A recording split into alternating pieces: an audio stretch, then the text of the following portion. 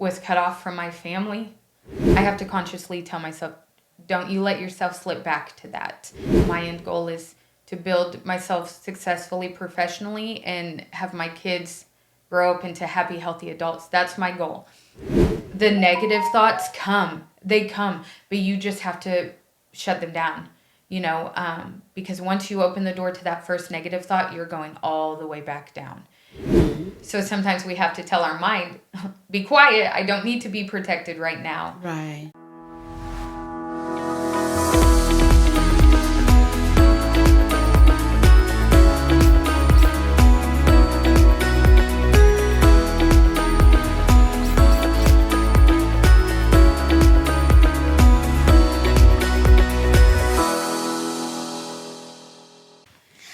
Hello everyone, I am Mercy with All Mercy. Today we have another podcast episode where we talk about everything and anything relating to mental health. Again, I'll say, what is our health without our mental health? Mental health is health.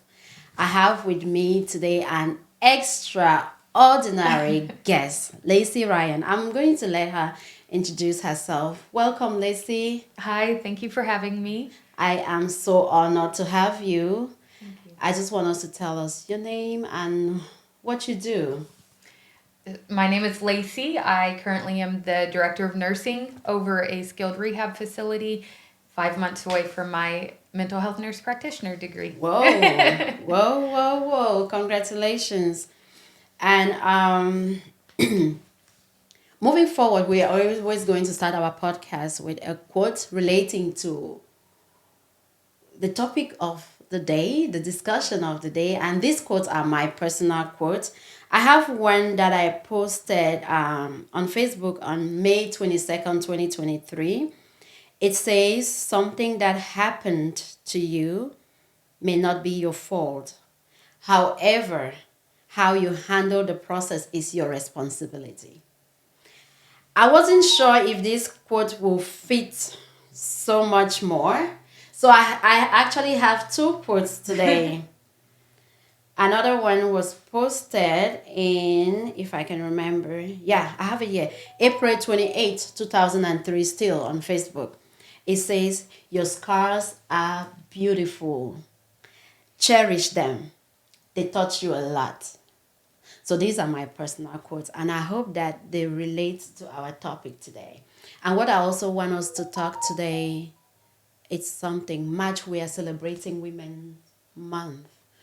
So we may empower a woman out there. Yes. We may liberate a woman out there, and we may make a woman out there cherish their scars more.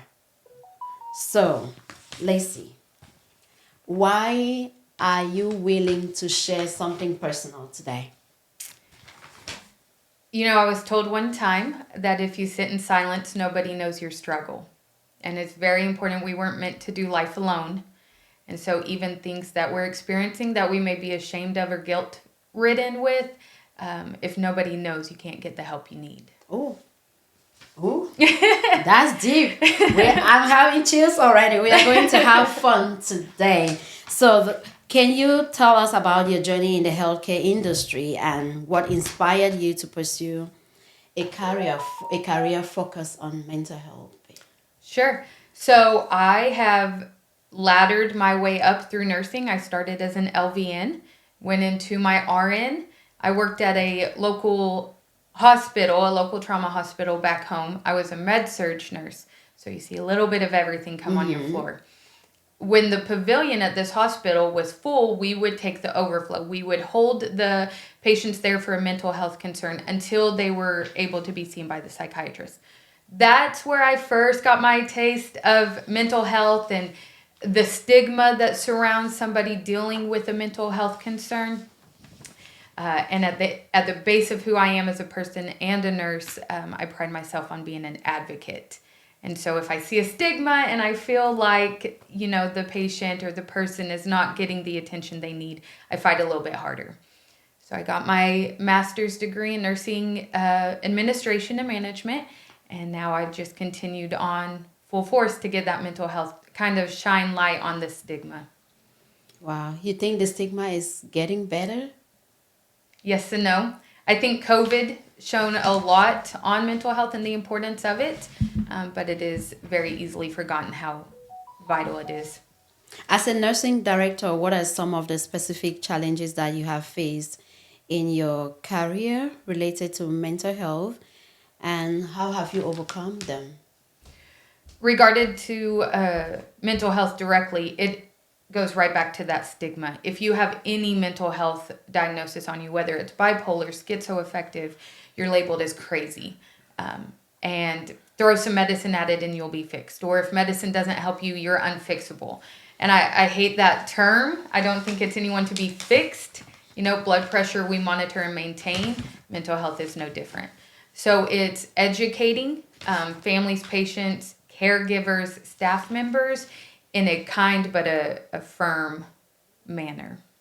Thank you about that. And just like you, we've seen cases where people can easily say, oh, I have a UTI. Mm-hmm. Oh, people can even say, I have cancer. Yes. I have a headache. But people feel judged when they say, oh, I have a mental health issue. They do. That is sad. That is really sad. Can you share some practical strategies for women in the mental health field to navigate through difficult times and emerge stronger than before? You have to take care of yourself. As cliche as it is, you can't pour from an empty cup. Each person's personal time is going to be what makes them happy, whether it's your kids or your family or nature. You have to be able to recenter yourself before you can expect to make any change for anybody else. Absolutely. Absolutely. Because sometimes, especially as women, I think we play so many roles. Yes.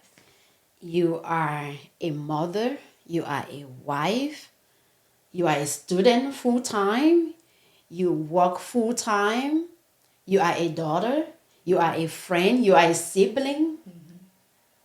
So where are you? Like, where are you? After you play all those roles, where do you fit in with your own time? Right. I think that's the challenge that most of us, we give everything until we are depleted. Yes. Without even putting our own selves in our schedule. And then you don't know which role to feed to fill yourself. Absolutely. Because if you're not your best self, you may not be the best for the other roles that you're playing. Absolutely. Is it easy though? No. No. So it's something that we have to intentionally do. Sure. We have to, the same way we put a face on to go to our job or to go to a function, we have to make ourselves a priority too. And it's easy to say, well, I'll do it later, or I'm going to do this. We have to realize that as much as we want to please and be there for somebody else, we have to be that for ourselves too. Absolutely. So you know what I did, Lacey? What? In my schedule is somewhere here. I have sometimes 1 hour, sometimes 4 hours where I put mercy, and the kids will be like, what are you doing in this book? It's mercy time. Right. It's me time. Right. And I think also as women, we have cultivated some habits where we just go. Yes. And we are expected to be robots, and we are not robots. Right. When we feel like we need help, we should ask for help. Absolutely, we should. And society places that on women too. If you're a mom but you're not at every single school event, you're not a good mom. If you're a wife but you don't have dinner cooked every night, you're not a good wife. Women have a lot to overcome, but we're also a force to be reckoned with, and some of the strongest, because we do carry so much every single day for so many people.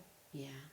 And sometimes it's not even the kids or the husbands or the parents telling us that we are not good. Sometimes it's even us, like, oh my God, I missed my kids' game. Oh my God, I missed making fresh dinner tonight. Oh my God, I'm not. You start feeling overwhelmed. You start feeling frustrated when All you have to do sometimes is give yourself a tap on the shoulder. It's okay. Yes, you have to, because we feel guilty taking that time for ourselves. We have to, even if you have to physically say it out loud, it's okay. I'm not going to be able to have dinner ready or be there for my kids if I'm constantly battling myself. You may be physically present.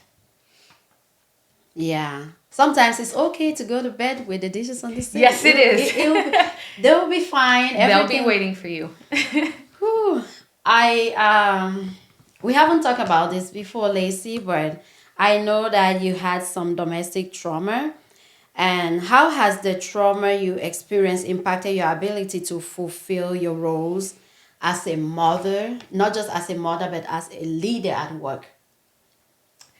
So, dealing with that situation throws you into multiple roles, multiple emotions so quickly. So, who I am today is not who I was immediately following the event.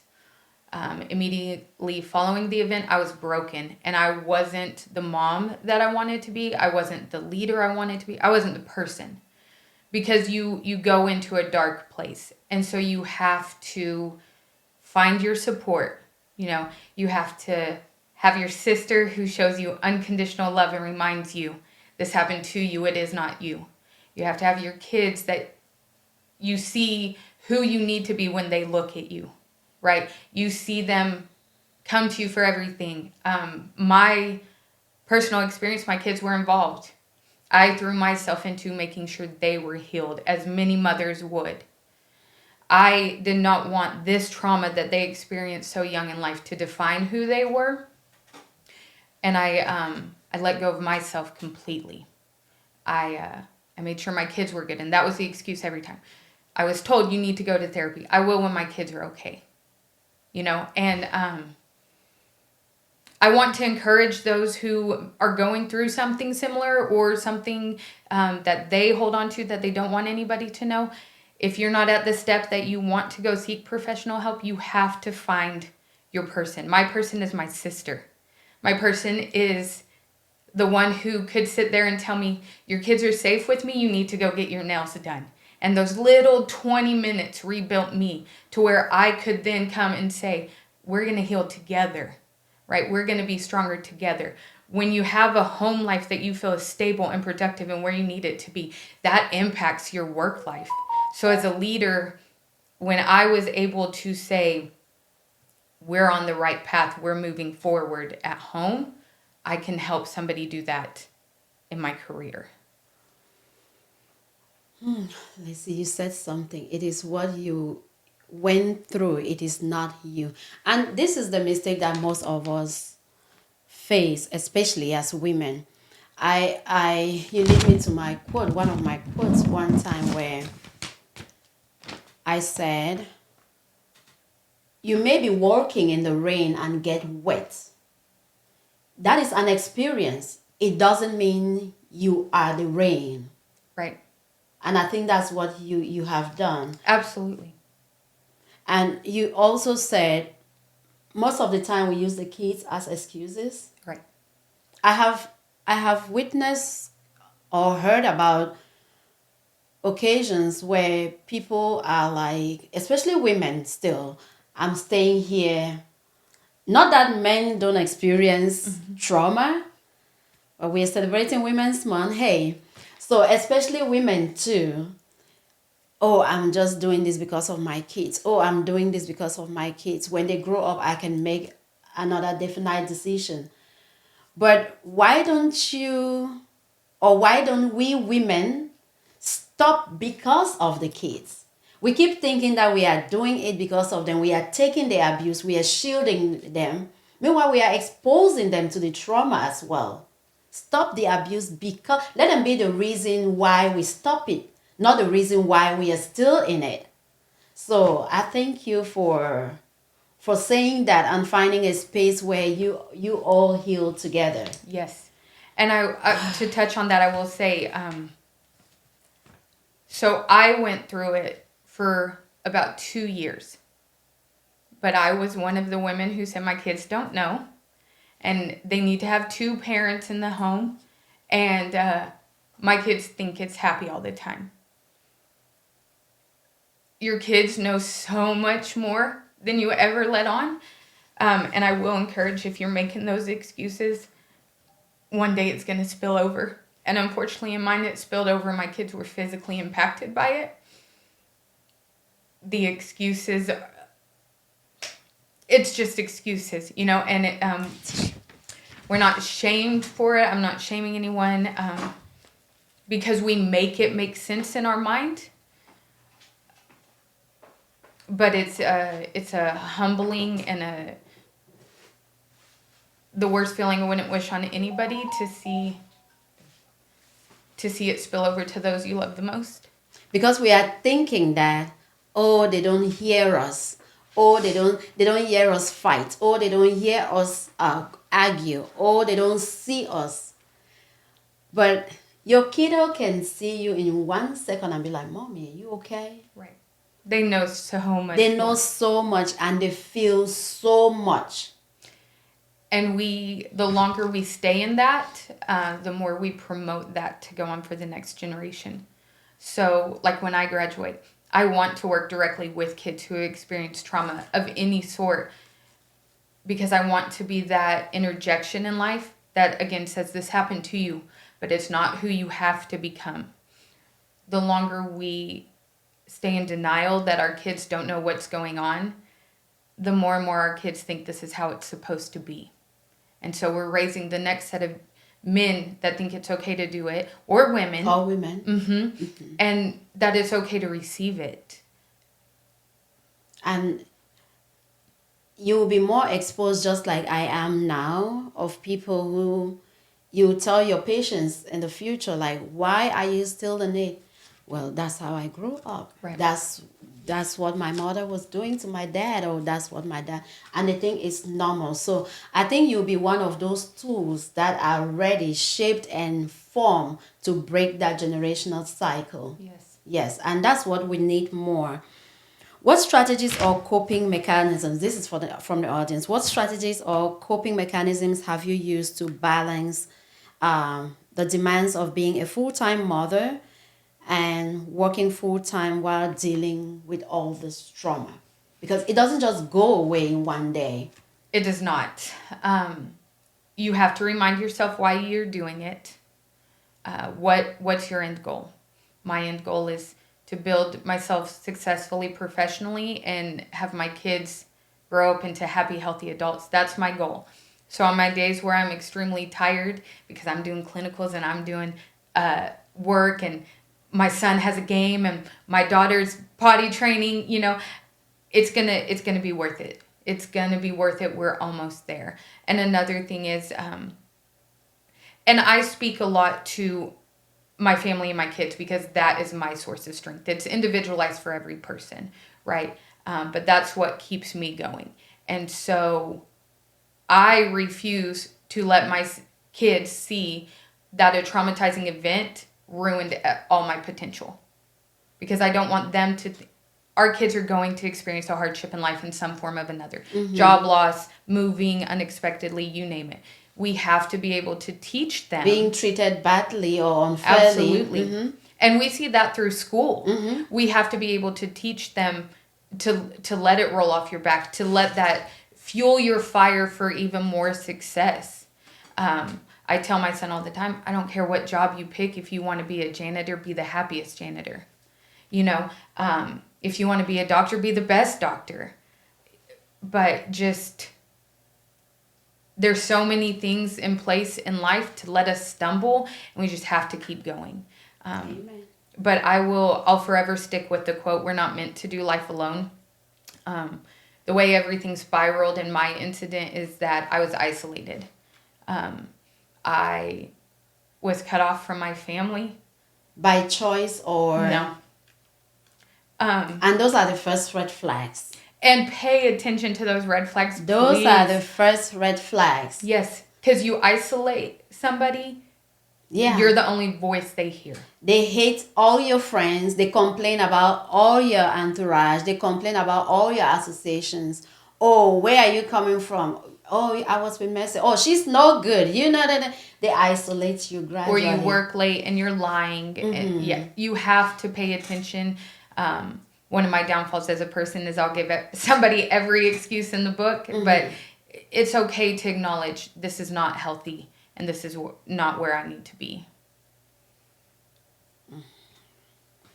How have your relationships with your children been affected by the domestic trauma, and how are you, I think you answered some of this, how you managed to maintain a sense of stability and support for them?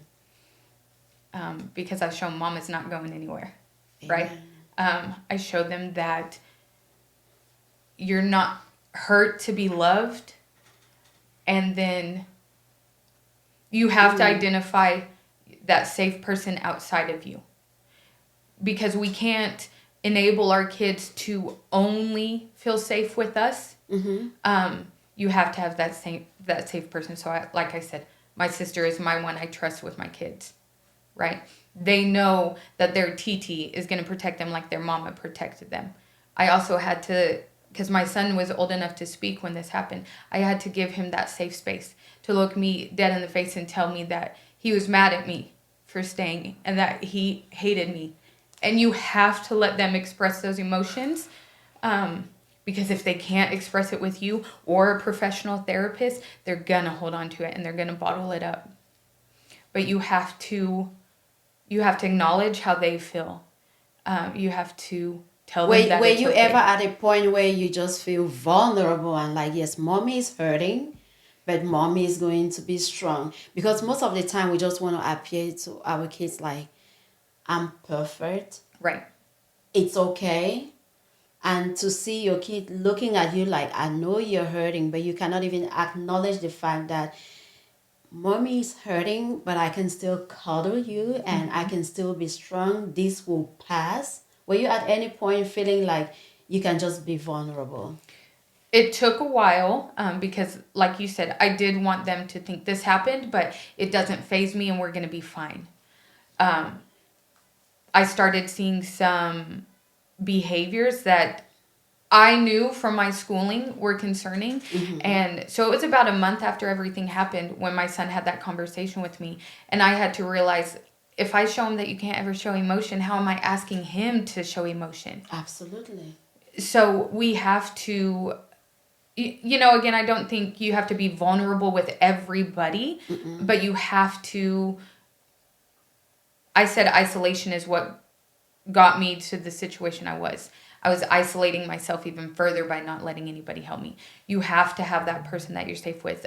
There are numerous self-journals on the market for kids and adults that are fantastic. Self-help books and all the same, but you have to get your own self out of your mind, and it's next to impossible to do by yourself. Absolutely. And one thing I picked that you just said, you don't have to be vulnerable with anybody or everybody. Right. Some people use your vulnerability to hurt you more. They do. Yeah. Some people will take your vulnerability and just judge you. Like, oh, no wonder. Oh, right. So you have to be vulnerable and still feel protected. Yes. And still feel safe. And that's just not with everybody, because not everybody has the ability to accept a whole person like that. Right. Are there any specific challenges or obstacles you have faced in trying to overcome the domestic trauma while fulfilling your parental and professional responsibilities? So like you said, it's not over in one day. There's plenty of legal proceedings, personal proceedings. It seems like every day something new comes up related to that incident. And I have to consciously tell myself, don't you let yourself slip back to that. Like I touched on earlier, there's lots of stumbling blocks in place. So we can't expect an immediate resolution and then fall back every single time something happens. Right. We have to take it and build and build and build. And sometimes you see it in someone else or in another situation and you feel like you're drawn back to it. You have to be able to draw that boundary and be like, I'm moving forward. I may relate to this. This may feel similar to what I went through, but it doesn't have to take me back to that dark place. Right. Have you been able to establish any boundaries to protect your well-being and prioritize self-care amidst the demands of motherhood and leadership? It's not easy being a leader. You're a director of nursing. Right. Not easy. I've been there, and that's one thing I don't think I have the stamina to do again. I am telling you. It is a demanding role. To me, I enjoy it because it keeps my mind from wandering during the day. I'm busy. I need to go take care of my residents. I need to check on my staff. I like the demands of that. Setting boundaries, I don't speak of it with my colleagues, and I don't know how I would handle it if it ever came up that a coworker of mine was going through that. I think it's just as it comes up, you navigate through it. My boundaries, I threw walls 5 miles thick after it happened. I didn't trust anybody, anything. It's just patience with yourself and time and learning how to finesse it, because we go into fight or flight. I'm terrified, so I'm going to block the whole world out. But I just put myself back in that same situation. So I'm going to take this little layer down and this little layer. And, there's different areas. When it comes to me and my kids, my walls are still 5 miles thick because I'm not going to let you get to us. When it comes to my professional, I don't need to walk like I already have something against somebody or have a chip on my shoulder, or, sometimes I think we automatically assume if you have any similarities to the person that did this to me, then you must be the same. But then I'm being judgmental when I'm asking you not to be judgmental. Right. So it's time, and it's patience with yourself, and it's forgiveness, and it's just learning how to navigate it. Mine was less than a year ago. So I'm nowhere where I'm going to be in a year, and I hope to one day be able to share the nitty-gritty of what happened and save women across the world. But right now, I can only say a lot of forgiveness, and a lot of patience. Wonderful. And it goes back to say, you're not just what you've experienced, or you can take your experience and, depending on how you want to look at it, you want to learn something from it, or you want to instead go down the drain with it and say, oh, this happens to me. That's why I am sick today. That's why I am no good today. That's why I am not able to heal today. That's why I am not able to work. I am not able to even get up in the morning because this happened to me. Or do you want to use it as, in spite of what happened to me, I am still able to stand tall. I am still able to go to work. I can still able to be a trailblazer. I can still able to be a superwoman, a super mother. Yes, we are not perfect all around. It is a journey of life that everyone goes through. Maybe not everyone goes through abuse, but everyone face some difficulties, challenges, career, life, motherhood at one point or another. So are you going to give up, or are you going to stand tall? Through what you've been through. And I see you standing tall, very tall. Thank you. And you're not letting anything that happened bad define you, which is something that I wish many of us women should. We get isolated and we get scared coming back into the game. And I'll tell you one thing, especially in our culture, not only are we scared of the kids are still small, the kids need 2 parents at home, but we are also very concerned about, what will others say? What will my friends say? What will people think of me? Because we are thinking it is a failure. If I lost this relationship, I have failed. And then you stay there and lost yourself. Have you ever, was there any moment at a point where you felt like, if I leave, do I look like a failure? Yes, in the beginning. So I would say it probably happened 2, maybe 3 times. But, that person was just the most charming person to the neighbors and my coworkers, and then I didn't want my son to be told anything about why that person had left the house, because kids can be quite mean too, especially when they're little. yeah. Mm-hmm. And so you just say, I'm just gonna suck it up and keep taking it, because what I would say, what was going on in my mind is I can take it so my kids don't have to, but then while I never wish this on anybody, it escalated to the point that I had to face the very real possibility of, what if I'm not there for my kids anymore? Right. That's Right. What if you're not there to be able to protect them? right. Like, being there with them, is it better than being there without Right. them? And that's a heavy decision to make, because that's a life-changing decision you're making. And that's when you realize your superpower coming up. I like to say, give power to the positive, right? The positive is we're safe and we're together. The positive is we're learning from it and we're moving on, right? Or you can give power to the negative. I went through this. This is who I am. I went through this. I'm going to give up on life. I make my kids speak affirmations of themselves daily, and then my son turned around and makes me say it to my, of me. But you're giving power to the positive. And you really can change your mindset on the world if you change how you view it. I like that perception, especially with positive affirmations. Mm-hmm. Positive affirmations, the more you repeat it.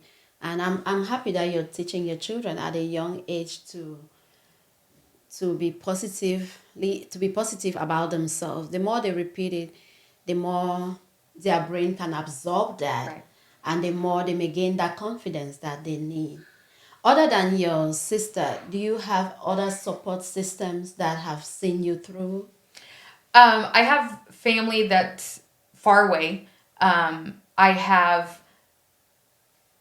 have one colleague that I spoke to and helped me through it, but no, who I've chosen is my sister. I put it all into her. She gets to take it when I can't,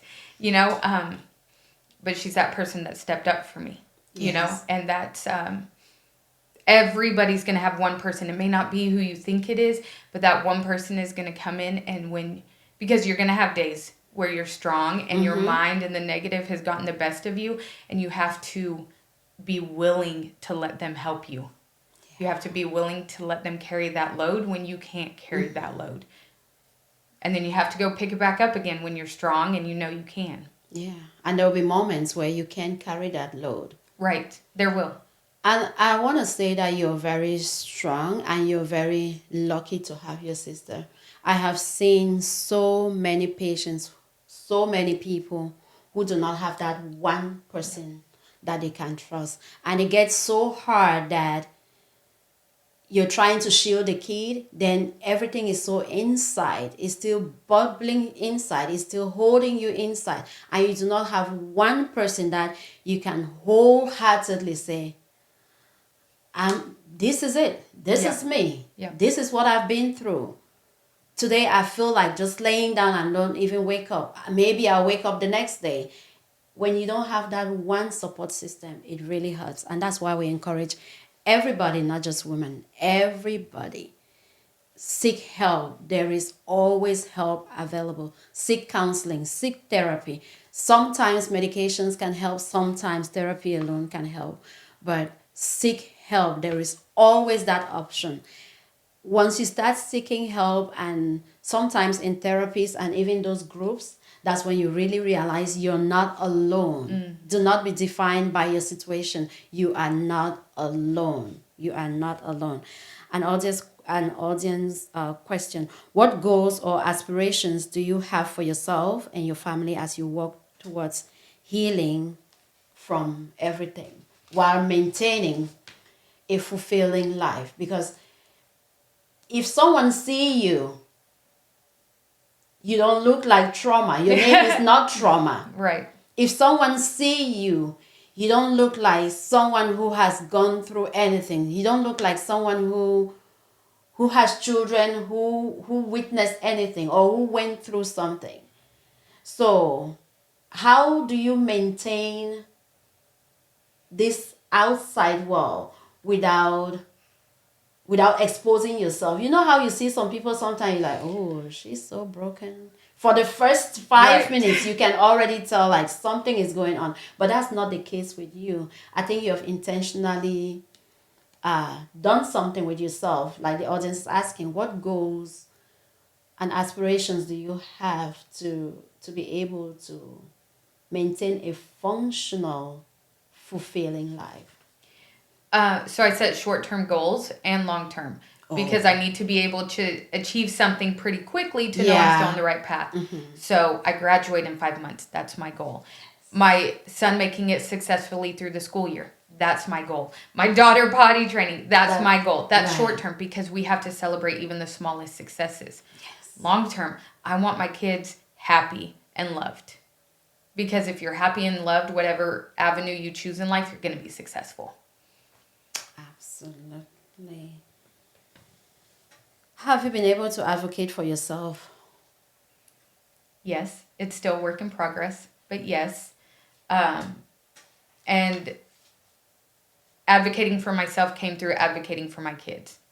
Because like I told you, I always said, when they're okay, I'll take care of myself. When they're okay, I'll take care of myself. I feel like we mothers, we are just built like that. We do it, we're mama bear, mama lion, all the analogies. But, like I said, I fed into my kids, but then they're looking back at me with those eyes like, I need you to be what you're promoting in us. How important is building resilience in the face of mental health challenges? And what are some mindset shifts that you've accomplished along the way? It's crucial to build resilience. If you don't, you're not going to make it through whatever trauma you experience, especially when it is mental health, because there's not enough light shown on this is a true, you're not just feeling sad, you're really going through an experience that you need some intervention on. So things that I've done to build that, like I said, positive affirmations. I journal. I take breathers at night and just recalibrate. Today isn't the day that I wanted. Tomorrow I'm going to do it again. Right. Or today was really great. I'm going to strive to make another day this great. The negative thoughts come. They come. But you just have to shut them down. Because once you open the door to that first negative thought, you're going all the way back down. And, there's this book called Stop Believing Everything You Think. And it is a fantastic book. Stop believing everything you think. Yes. And it discusses, when you see something or you think of something, that first thought is your genuine reaction. And then our mind is so built to protect us, even from, days where we had to fight and scavenge for our foods. Our mind is built to protect us and not let us feel those vulnerable emotions. So sometimes we have to tell our mind, be quiet, I don't need to be protected right now. Right. And we have to allow ourselves to feel those emotions too. If you don't feel the sadness or the despair or the worthlessness, you're not going to know what you need to build from. I'm glad you say that building resilience is crucial. Absolutely. Because it's really crucial. That's what makes you stand and smile like nothing happened while something is still eating you inside, but you keep telling yourself it's okay. You gain back your self-esteem. You see yourself, you choose what you want to see in the mirror. Right. And not every day also. Resilience doesn't just mean you will be stronger, moving forward every day. Not every day will be strongest. Right. There will be some days that you will still feel like, what happened? Right.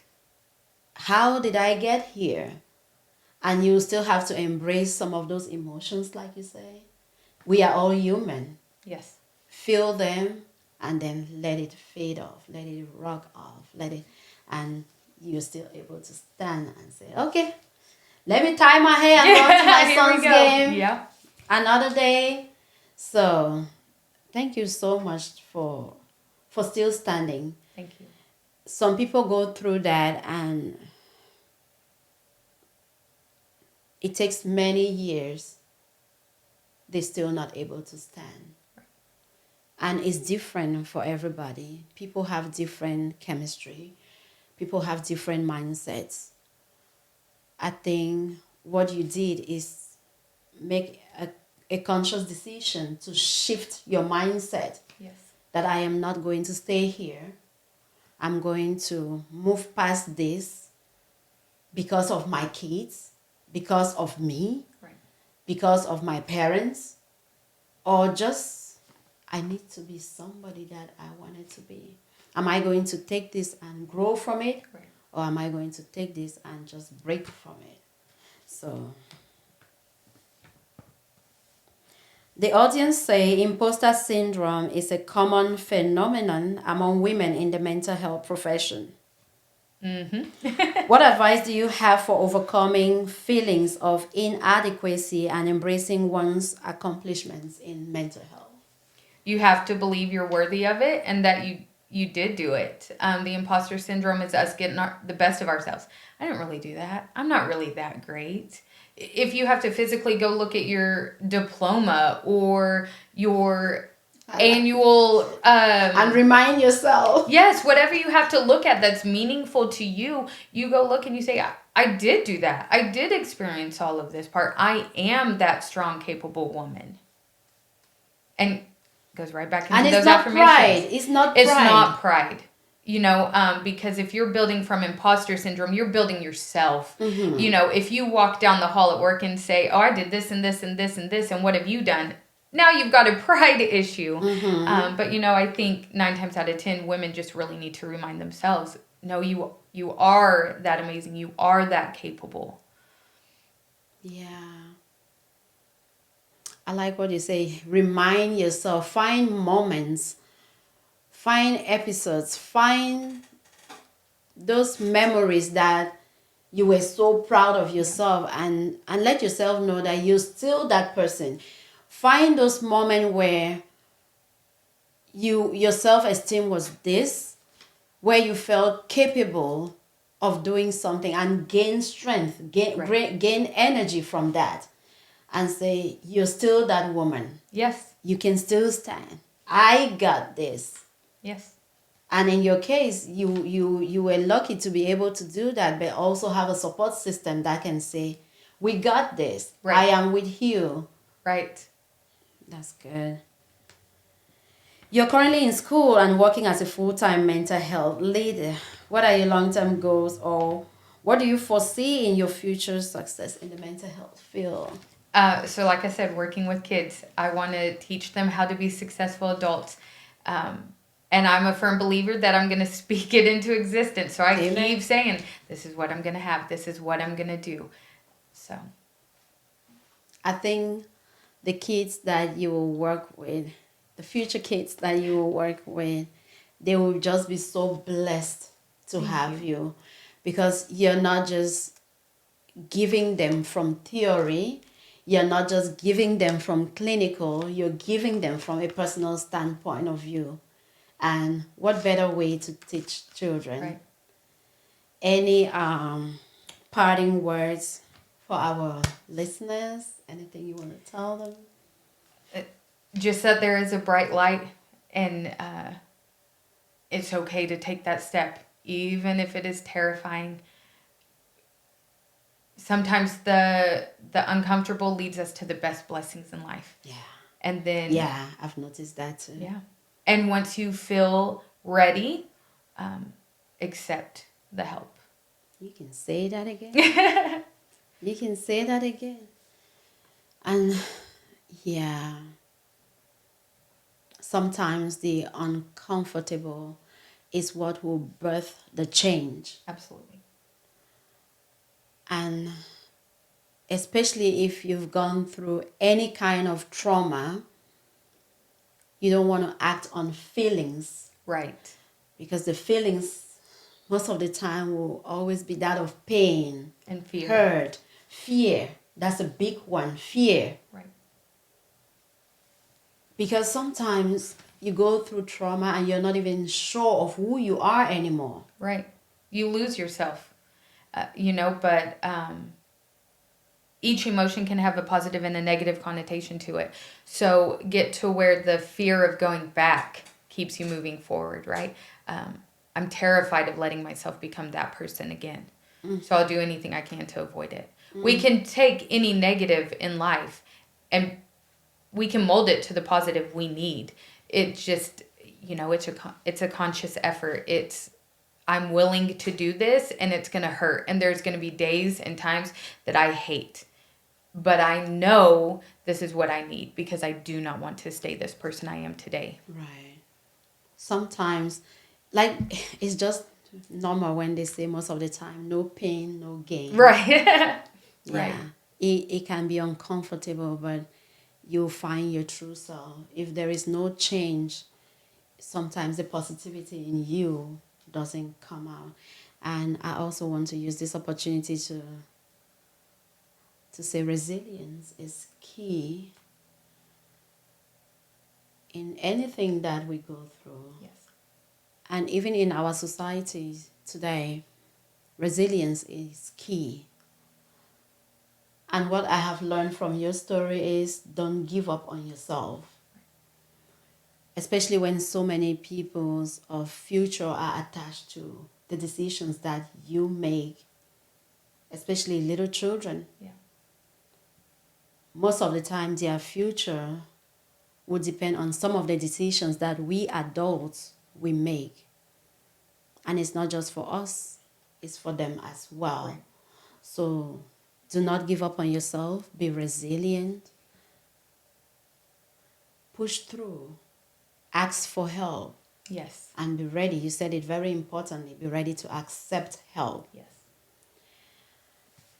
Thank you all so much for watching this. I hope we all learned something from this. I shared what I learned. Don't give up on yourself.